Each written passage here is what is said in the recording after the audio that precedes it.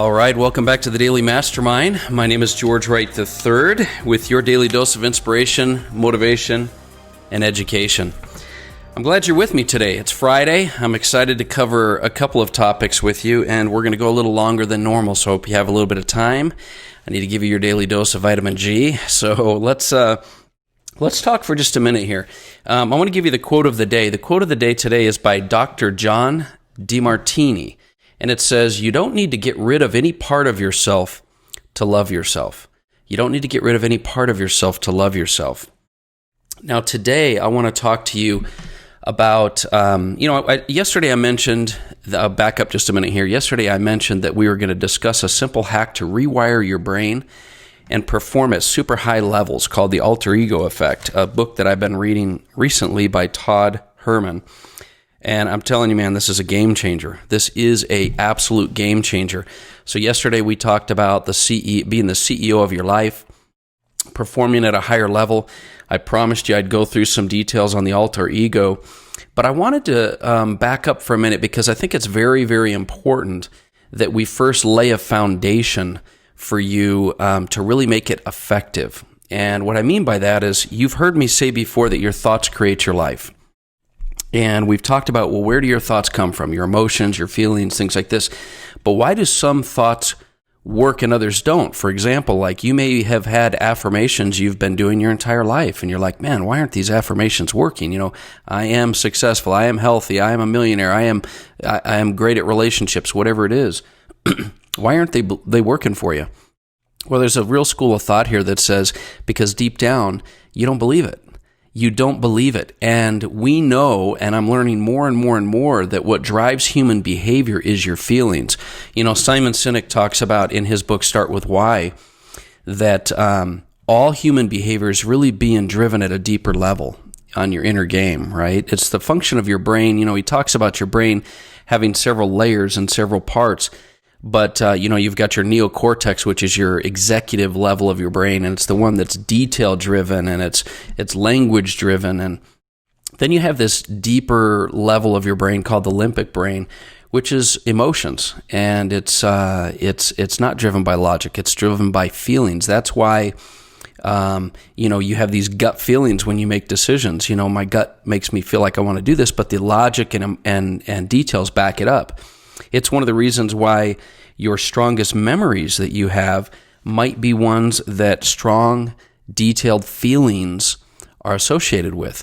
The ones where you really felt what was going on, because your limbic brain, your emotional part of your mind is what embeds the memories, but it's also the part of the brain that helps you to execute. Because, your brain, let's be honest, your brain is the processing center of your body. It helps you to execute your life, and you need to understand how this brain works and how your conscious and subconscious work. And because it's always going to go back to this thought of you have an inner world and an outer world. And you're going to learn soon enough, and we've all heard it, but we've all got to dig in and learn a little bit more, that you've got to develop that inner world, because your inner world truly will create your outer world. Your thoughts really do create your life. So how do we really affect our thoughts in our inner world?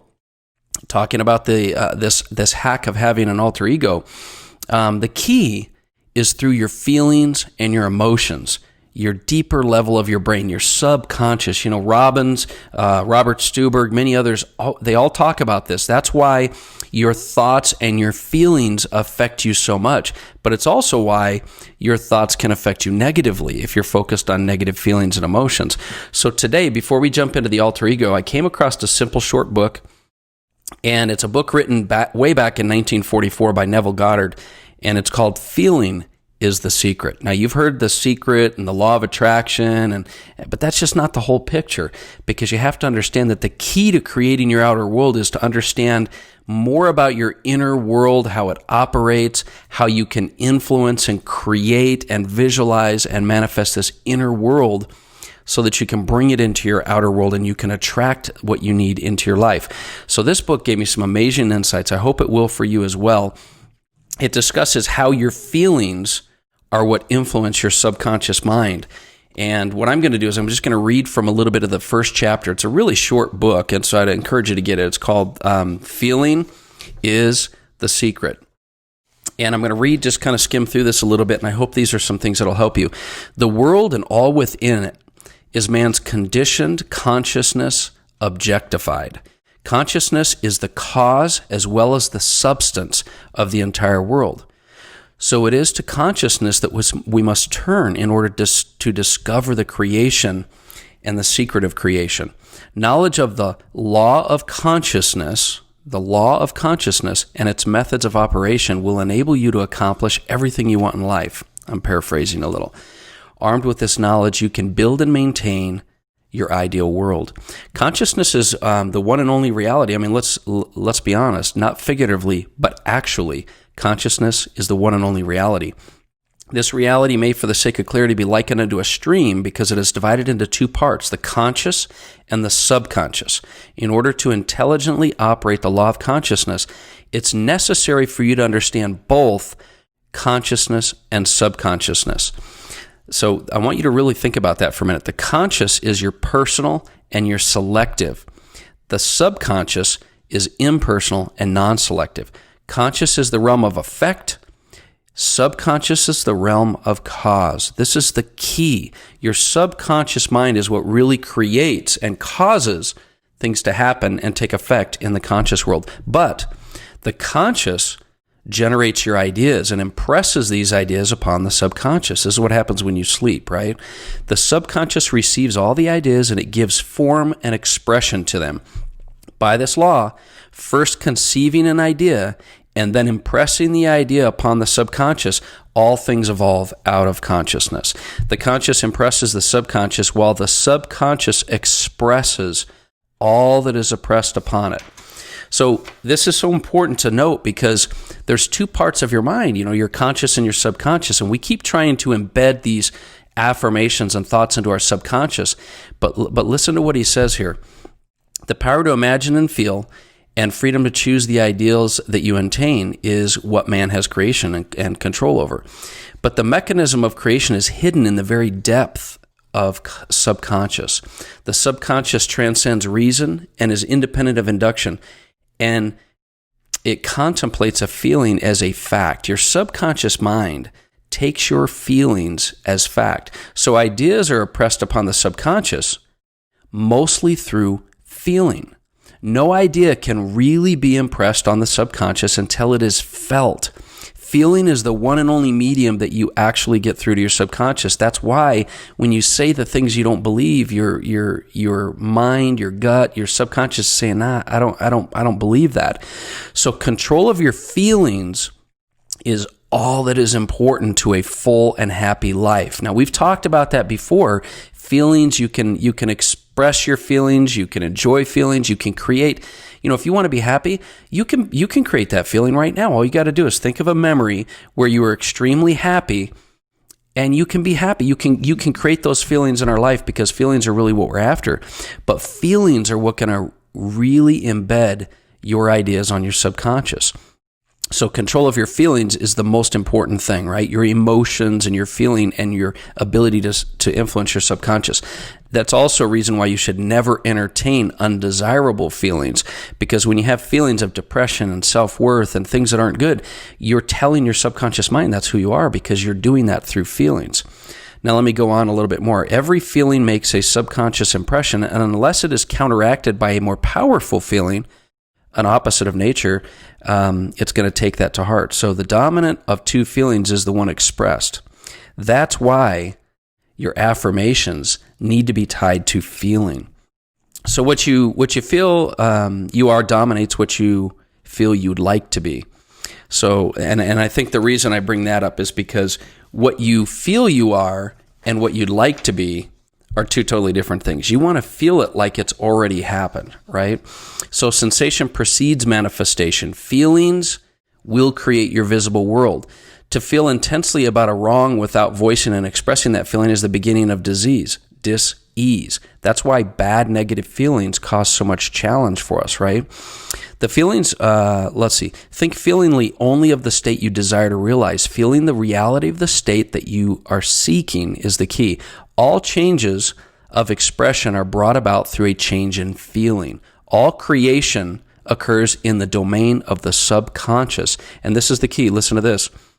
What you must acquire then is a reflective control of the operation of your subconscious, and that is to control your ideas and feelings.